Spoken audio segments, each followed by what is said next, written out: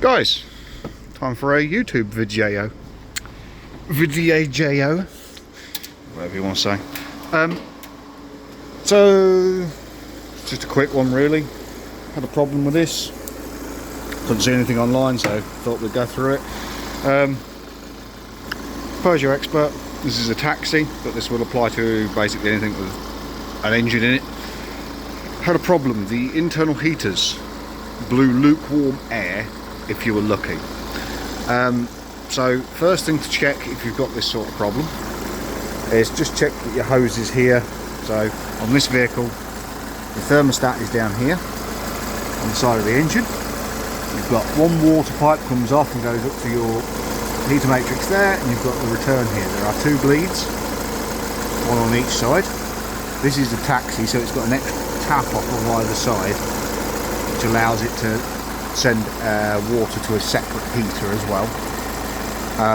Now what we've got, I checked, these hoses are cold, because if you're running your engine and you've got warm through here and your temperature gauge, I'll show you. So my temperature gauge at the moment, obviously we're not even actually, we're just above the first notch. So we're just above the first notch. When this was up to probably halfway up to temperature around 70 degrees, we were getting, on low fan speed like it is now, I was getting a maximum of about 21 degrees, 24 degrees. If I put it on really low, yeah, so that's number one, I would get about 21 degrees on there. As you can see now, we have massively improved and we're up to 31, and the engine's not even warmed up yet. The lights don't flicker in real life. It's actually the camera because of the LED. So yeah, so we're not even warmed up yet, and we're already blowing hotter air. So the problem I had, like I say, was lukewarm air. You turn the fans up to, on one, you'd get sort of warm air. You turn it up full blast, it would just go down to about 18 degrees. It really wasn't warm at all, because there wasn't enough coolant circulating through. So if we show you around there, so on here we've got the hot cold dial. Now it varies from vehicle to vehicle, but on this specific vehicle we have a mechanical flap. So there is no, some vehicles have valves that actually stop coolant coming into the vehicle. These don't. So you just have those two pipes coming down. One has the flow in and one is the return out, and there's that flap that just controls where the air goes to control whether it's heating it or whether it's not heating it. And what we do, so I checked that that was moving correctly and moving as far as it should. Just strip the glove box out and everything. That was indeed moving how it should and as far as it should. So then the next logical step is that there isn't enough coolant circulating through the system. So on this one it's slightly easier because it is a taxi and it's had the tap put in. We'll turn all this off so you can hear me better. But because it's a taxi and it's had a tap put in for the heater box, which is actually under this centre console here, if ever you were wondering. In fact, there's a little heater in there that blows hot air into the back.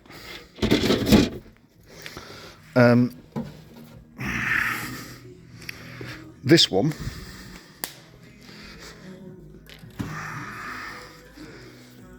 torch has these two taps here.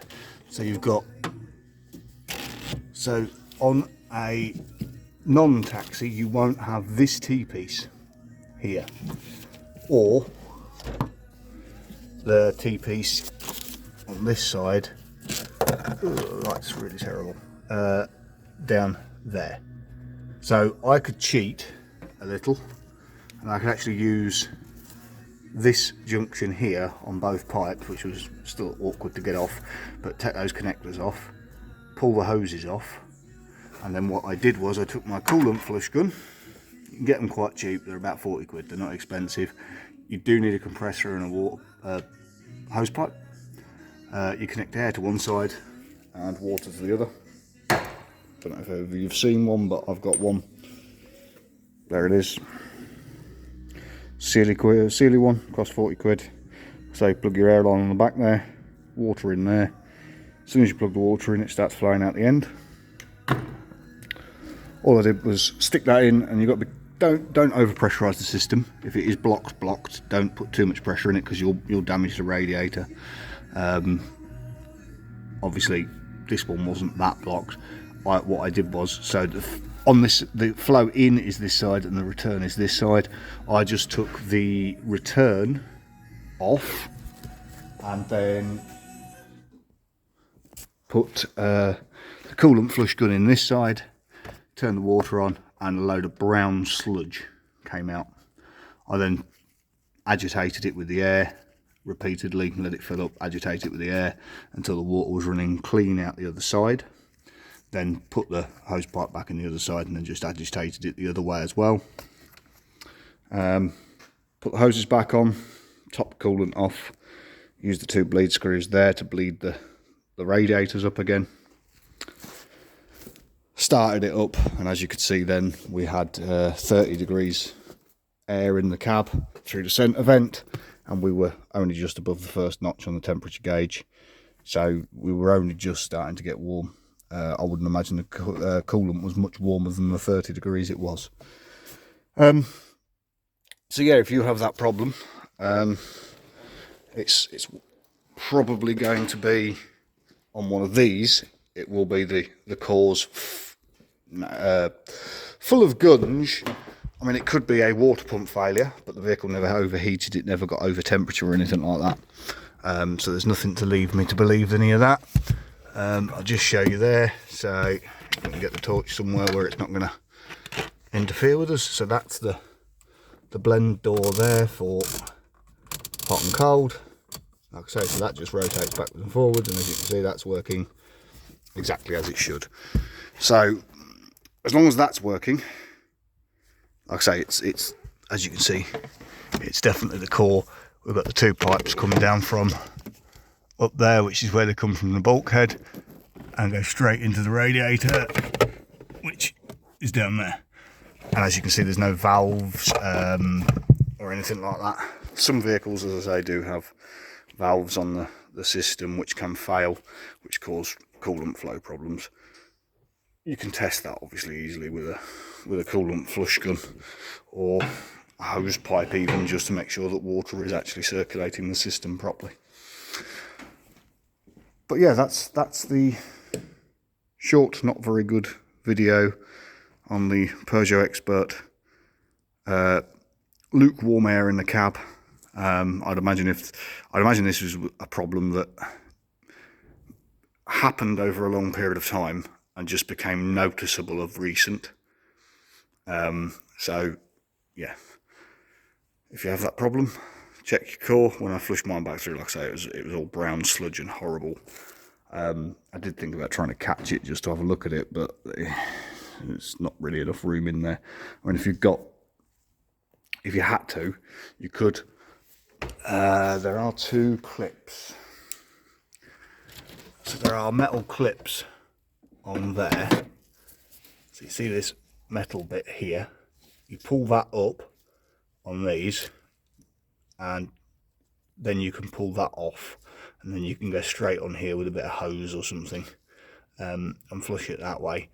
The only downside to that is because these have never been off, the O-rings in here are stuck.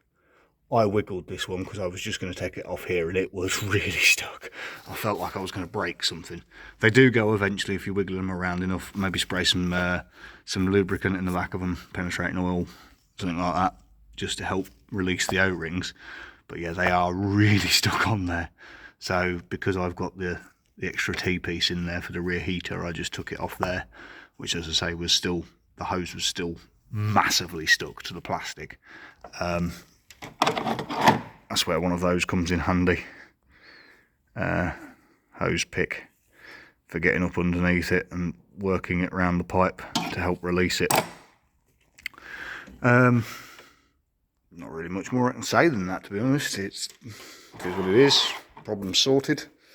Obviously, in the case of this vehicle, it will be now ran. It may be that at some point in the future, I might have to actually take some of the pipes off and flush all the cooling system. Because when I took this off inside the plastic tees there, you could see, I mean, it's got the right coolant in it, but it was like an orange sludge from the coolant.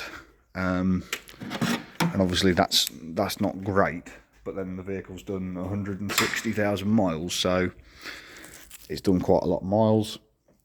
That coolant has been changed a couple of times in its life, because obviously it's had cam belts and water pumps. So I'm not entirely sure why it sludged up like that, but it did. It could be, if you've got that problem, that you are running the wrong coolant.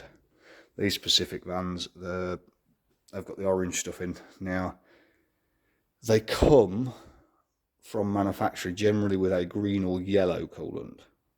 To be honest, a lot of Peugeot, Citroen stuff comes with that green or yellow coolant, but the green or yellow coolant is actually generic.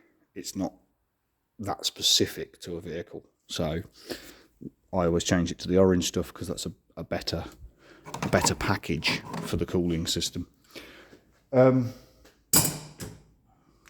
Yeah, thanks for watching. Hope you found this useful, and I'll catch you with the next piece of random knowledge. Cheers, guys.